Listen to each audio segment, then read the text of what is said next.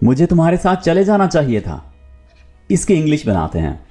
मुझे यानी आई, should have चाहिए था, वर्ब की तीसरी form gone, go, went, gone, with you sentence का बाकी हिस्सा आ जाएगा। ठीक है, मुझे तुम्हारे साथ चले जाना चाहिए था, इसकी इंग्लिश क्या बनेगी? I should have gone with you. और अगर हमें यह कहना हो मुझे तुम्हारे साथ जाना चाहिए, I should go with you. ठीक है, I should go with you. और चाहिए था, I should have gone with you. ठीक है, मुझे टेस्ट के लिए और पढ़ना चाहिए था, I should have studied, I should have studied more for my test. I should have studied more for my test. मुझे ज़्यादा मेहनत करनी चाहिए थी, I should have worked harder. I should have worked harder. मुझे उससे शादी कर लेनी चाहिए थी, इसकी इंग्लिश बनेगी I should have married her. I should have married her. मुझे वीडियो जल्दी अपलोड कर देनी चाहिए थी, रात को 1 बजे वीडियो अपलोड कर दी मैंने। ठीक है, और नेक्स्ट डे मैं सोच रहा हूं कि रात 1 बजे मुझे वीडियो अपलोड नहीं करनी चाहिए थी। इस वक्त कौन इंग्लिश सीखेगा? तो अब मैं ये कहना चाह रहा हूं कि मुझे वीडियो जल्दी अपलोड कर देनी चाहिए थी, 9 बजे, 10 बजे, 8 बजे। ठीक है, सो अब इसकी इंग्लिश क्या बनेगी? I should have uploaded the video earlier. I should have uploaded the video earlier. अब मैं इंग्लिश में कहना चाह रहा हूं कि मुझे कोई काम नहीं करना चाहिए था, या किसी को कोई काम नहीं करना चाहिए था। जैसे मुझे उससे शादी नहीं करनी चाहिए थी, तो इसको इंग्लिश में मैं कैसे कहूँगा? मुझे सिंपली शुड हैव की बजाय कह देना है शुडंट हैव। ठीक है, जो कि कॉन्ट्रैक्शन बन रही है शुड नॉट हैव की। ऑलराइट, शुड नॉट हैव को हमने कॉन्ट्रैक्शन बनाकर यानी फ्लुएंट इंग्लिश बोलने के लिए हमने कह दिया शुडंट हैव।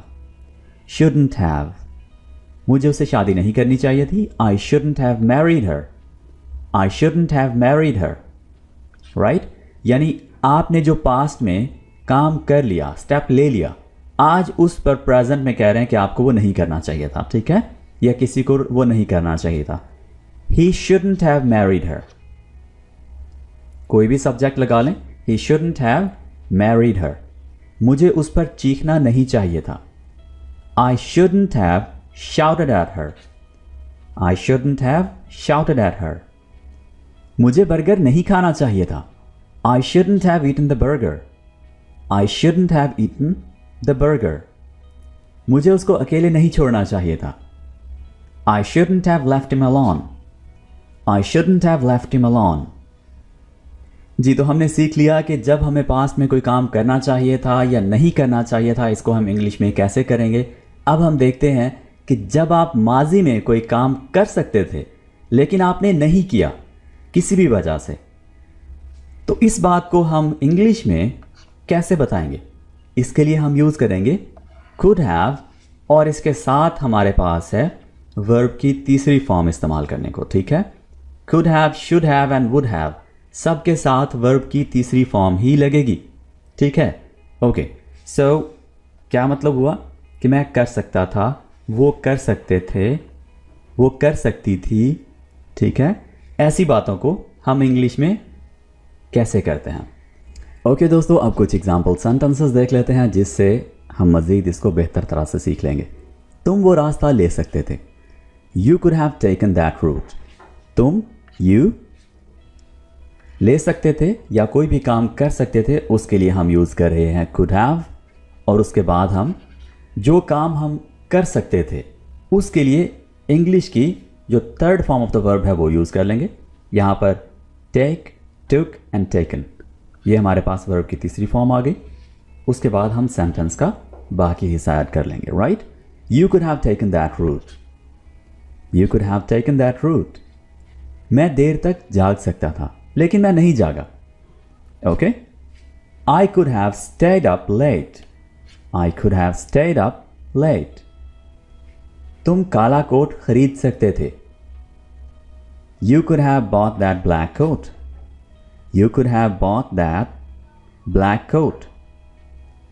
मैं रियाजी का इम्तिहान पास कर सकता था, I could have passed my maths exam. I could have passed my maths exam. जी, तो हमने सीखा कि पास्ट में जब हम कोई काम कर सकते थे लेकिन नहीं कर पाए तो उसको इंग्लिश में कैसे कहते हैं। अब ज़रा देख लेते हैं कि अगर हम पास्ट में कोई काम कर ही नहीं सके या कर ही नहीं सकते थे तो इस बात को हम इंग्लिश में करने के लिए, कहने के लिए क्या स्ट्रक्चर यूज़ करेंगे। कुड हैव एंड वर्ब की तीसरी फॉर्म, ये हमारा पहला स्ट्रक्चर था, यानी कर सकते थे। और अब इसको ज़रा मनफी में कहने के लिए, यानी कर ही नहीं सकते थे, कहने के लिए हमारे पास है couldn't have। ठीक है, couldn't have। could not have को हमने कॉन्ट्रैक्शन बनाकर कर लिया couldn't have। ओके, कुछ सेंटेंसेस देख लेते हैं। He couldn't have passed the exam। वो इम्तिहान पास कर ही नहीं सकता था। ओके, मैं फ्री कोर्स अपलोड कर ही नहीं सकता था। I couldn't have uploaded a free course। I couldn't have uploaded a free course। वो मुझे मैसेज कर ही नहीं सकती थी। She couldn't have texted me। Okay, she couldn't have texted me। वो चाहती थी मैसेज करना लेकिन कर ही नहीं सकती थी। ठीक है, हम और मेहमानों को बुला ही नहीं सकते थे क्योंकि सीट्स कैपेसिटी कम थी। We couldn't have invited more guests। Right, हम चाहते थे बुलाना लेकिन नहीं बुला पाए क्योंकि सीटें कम थी। एक दफ़ा फिर से इन इंग्लिश सेंटेंसेस को अच्छी तरह से पढ़ लीजिए ताकि आपकी फ्लुएंसी भी बन जाए couldn't have की, और इसके साथ साथ आपको स्ट्रक्चर का भी पता चल जाए। He couldn't have passed the exam। He couldn't have passed the exam। I couldn't have uploaded a free course। She couldn't have texted me।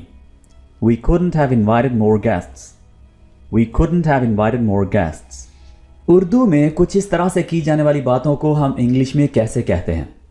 किया होता, कर दिया होता, बुला लिया होता, मैं आ जाता, यानी पास्ट में हमने कोई काम नहीं किया किसी भी वजह से, और प्रेजेंट में हम कह रहे हैं कि मैंने ये काम किया होता। ठीक है, इस बात को हम इंग्लिश में कहने के लिए वुड हैव एंड वर्ब की तीसरी फॉर्म का यूज़ करते हैं। ठीक है, कुछ सेंटेंसेस देख लेते हैं जिससे मज़ीद कॉन्सेप्ट्स क्लियर हो जाएंगे। मैं आपको कॉल करता, कॉल करता। अब यहां पर क्या काम करने की बात हो रही है? कॉल करने की, राइट। यानी कॉल पर हम वर्ब की तीसरी फॉर्म लगाएंगे। कॉल करता यानी गुजर गया, इसके लिए हम वुड हैव यूज करेंगे, पर वहां पर नेटवर्क ही नहीं था। I would have called you but there was no network. I would have called you, इतना भी सेंटेंस काफी है। I would have called you, लेकिन यहां पर आगे आप उस बंदे को वजह बता रहे हैं कि आपने कॉल क्यों नहीं किया। ओके, क्योंकि वहां पर नेटवर्क नहीं था। अगर आप मुझे पहले बता देते तो मैं आ जाता। आ जाता, इसको हम इंग्लिश में कहेंगे वुड हैव कम। आ जाता की इकट्ठी इंग्लिश आप समझ लें, would have come. I would have come if you had told me earlier. अगर की बात आ गई, इसको हम थोड़ा आगे चलकर डिस्कस करते हैं कि किस तरह से हम ये अगर वाले सेंटेंसेस बनाते हैं। यहां पर देखिए, if you had told me earlier. Okay, मैं शादी में जाता लेकिन मेरा बेटा बीमार हो गया। शादी में जाता, जाता की यहां पर इंग्लिश होगी वुड हैव गॉन। मैं जाता, I would have gone to the wedding but my son got sick. I would have gone to the wedding but my son got sick. Okay जी, तो अब जरा अगर मगर वाले सेंटेंसेस देख लेते हैं। किया होता, किसी ने यानी कोई काम किया होता, अगर ऐसा हुआ होता। तो इस बात को इंग्लिश में कहने के लिए हमारे पास स्ट्रक्चर है ये। इसमें सबसे पहले इफ, उसके बाद पास्ट परफेक्ट, और फिर उसके बाद वुड या वुडंट, और फिर हैव और वर्ब की तीसरी फॉर्म। इजाफी कुछ भी नहीं है, ये वुड या वुडंट हम पहले भी यूज कर रहे थे, सिर्फ और सिर्फ यहां पर पास्ट परफेक्ट आ गया। ठीक है, ओके। अगर आप मुझे मुलाकात के बारे में बताते तो मैं आ जाता। अगर आप मुझे मुलाकात के बारे में बताते। तो इतनी बात को हम पास्ट परफेक्ट को यूज करते हुए करेंगे। If you had told me about the meeting, if you had told me about the meeting, बताते, आई वुड हैव कम, मैं आ जाता। दोस्तों इसी सेंटेंस को तरतीब चेंज करके हम कुछ इस तरह से भी कह सकते हैं, मैं मीटिंग के लिए आ जाता अगर आपने मुझे बताया होता। I'd have come to the meeting if you told me about it. वो यहां रह सकते थे अगर उन्हें कोई रिहाइश ना मिलती। They could have stayed here, रह सकते थे या रहते। They could have stayed here if they hadn't found any accommodation. They could have stayed here if they hadn't found any accommodation. जी तो दोस्तों ये था use of should have, would have and could have. चाहिए था, नहीं करना चाहिए था, कर सकता था, नहीं कर सकता था, और किया होता अगर ऐसा हुआ होता। इन तमाम बातों को हमने आज इंग्लिश में करना सीखा है, जो कि काफ़ी मुश्किल समझी जाती हैं, लेकिन हमने इनको बड़ी ही आसानी से स्ट्रक्चर समझकर कॉन्सेप्ट्स हमारे क्लियर कर लिए, बहुत अच्छी तरह से सीख लिया। जी तो अब आ गया प्रैक्टिस चेक करवाने का टाइम। आपने क्या करना है, would have, should have and could have के दो सेंटेंसेस बनाने हैं और कमेंट करना है। हम आपकी प्रैक्टिस चेक करेंगे और आपको फीडबैक देंगे, बताएंगे कि आपने कितना बेहतर तरह से इसको सीख लिया है। अगर आपका इस टॉपिक के रिलेटेड कोई भी क्वेश्चन हो तो आप हमसे कमेंट सेक्शन में पूछ सकते हैं। आज के लिए इतना ही, मिलते हैं अगली वीडियो के साथ बहुत जल्द। Take care, bye for now.